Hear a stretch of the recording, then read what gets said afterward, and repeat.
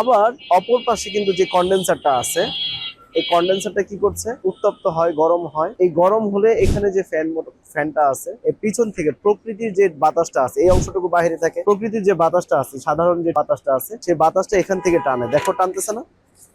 টানতেছে কিনা? আমরা ভিতরে ঢুকাবো না, ঢুকালে ভেঙে যেতে পারে, পাখাটা ভেঙে যেতে পারে, খুব সেন্সিটিভ পাখা।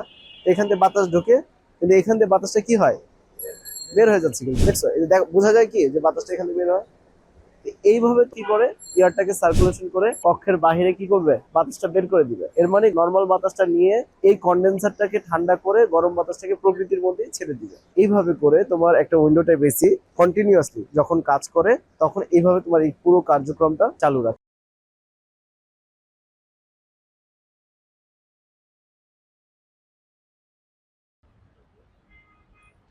দক্ষ হয়ে বিদেশ যাব,